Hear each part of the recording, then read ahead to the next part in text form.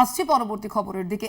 কসবা কাণ্ডে তদন্তের মোড় ঘোরাতে পুলিশকে বিভ্রান্ত করার চেষ্টা। কসবা কাণ্ডে অভিযুক্ত ইউবরাজ সিং নাবালক নয়, পুলিশকে মিথ্যা বলে অভিযুক্ত। কাগজপত্র দেখে এমনটাই জানতে পেরেছে পুলিশ ইতিমধ্যে, এবং সুশান্ত ঘোষকে শুধুমাত্র ভয় দেখাতে বলা হয়েছিল।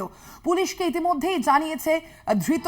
এই ঘটনায় 5 জনকে চিহ্নিত করেছে পুলিশ। আপনারা দেখতে পাচ্ছেন যেই ছবি, এবং ঘটনার আগেই কিন্তু এই যে আটক করা হয়, তাকে আটক করা হয় একজন ট্যাক্সি ড্রাইভারকে। একটি ট্যাক্সি ভাড়া করে ইউবরাজ সহ 3 জন ঘোরে। বৃহস্পতিবার থেকেই কে তাকে বুক করেছিল, কোথায় ঘুরছিল, কত টাকা দেওয়া হয় ট্যাক্সি ড্রাইভারের কাছ থেকেই তা জানতে চাওয়া হয়। বিষয়ে আমরা আরো বিস্তারিত জানবো। আমাদের সঙ্গে প্রতিনিধি রিয়া মাঝি রয়েছেন ফোন লাইনে। রিয়া, এখনো পর্যন্ত এই ঘটনায় কি আপডেট রয়েছে, কি জানা যাচ্ছে পুলিশ সূত্রে? দেখো, ঘটনার আগে থেকে যুবরাজ সিং এই ট্যাক্সি করে তিলতলা গিয়েছিল।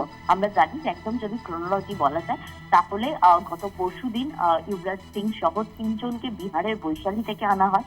পোর্ট এরিয়াতে তাদেরকে রাখা হয় এবং গতকালকে তাকে ডাকা হয় এবং বলা হয় যে তিলতলা এরিয়াতে আসছে, কারণ এই যে পুরো বিষয়টা, অর্থাৎ তাকে কিভাবে ভয় দেখানো হবে, এই যে পুরো কৌশলটা সেটা বোঝানো হবে। একদম এক কথায় বলতে গেলে ব্লুপ্রিন্টে বোঝানো হবে, সেই কারণে তাকে ডাকা হয়। এবং যেটা দেখা যায় যে এই ট্যাক্সি করে যুবরাজ সিং সহ 3 জন তারা তিলজলায় পৌঁছায় এবং তিলজলায় পৌঁছানোর পর তাকে বোঝানো হয় যে কিভাবে এই পুরো বিষয়টা, অর্থাৎ এই যে ভয় দেখানোর যে কৌশল সেটা কিভাবে করা হবে সেই বিষয়টা তাদেরকে বোঝানো হয়। এবং বোঝানোর পরই তারপরে সেখান থেকে চলে আসে। এবং আরো একটি বিষয় যেটা অত্যন্ত চাঞ্চল্যকর, সেটা হচ্ছে যে এই ইকবালকে বলা হয়, এই ইকবাল, ছদ্মবেশী ইকবাল, তার দলবল, তার যে টিম ছিল সেখানে তিলজলাতে, তারা এই যুবরাজ সিং তাকে বলে যে শুধুমাত্র ভয় দেখাতে হবে, তাকে মারতে হবে না।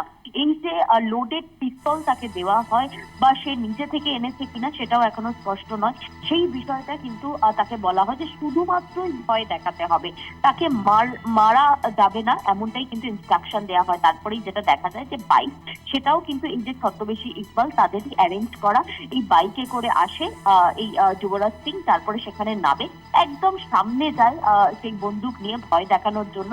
এবং দুবার ট্রিগার চেপা হয়, কিন্তু সেই গুলি নাকি লক হয়ে গেছে বলে পরবর্তীকালে পুলিশকে বলা হয়। যদিও তাকে ভয় দেখাতে বলা হয়েছে, সেই কারণের জন্যই শুধুমাত্র সে ভয় দেখিয়েছিল, এমনটাই কিন্তু পুলিশের জেরায় সে জানিয়েছে। এবং তার সেখান থেকে বাইকে উঠে সে পালিয়ে যাওয়ার চেষ্টা করে, কিন্তু তখন আর তোকে হাতে নাতে ধরে নেওয়া হয়। সেখানকার যারা স্থানীয় বাসিন্দারা ছিল তারা ধরে নেয়। কিন্তু যেটা জানা যাচ্ছে যে এই যুবরাজকে শুধুই বলা হয়েছিল তাকে ভয় দেখানোর জন্য, মারার কথা কিন্তু তাকে বলা হয়নি। এবং একদম স্ট্রিক্টলি ইনস্ট্রাকশন দেওয়া হয়েছিল যে মারতে না, শুধুমাত্রই ভয় দেখানোর কথা বলা হয়েছিল। তবে এই মূল ছোকরি ইকবাল আদতে ছদ্মনাম, সেই বিষয়টা কিন্তু নিশ্চিত হয়েছে পুলিশ। তবে কে সেই ইকবাল, সেই অবধি পৌঁছানোর জন্যই কিন্তু মরিয়া চেষ্টা পুলিশের। একদমই, অবশ্যই আমাদের এই খবরের প্রতি মুহূর্তের আপডেটের দিকে নজর থাকবে। আপনাদের ধন্যবাদ তোমায় রিয়া।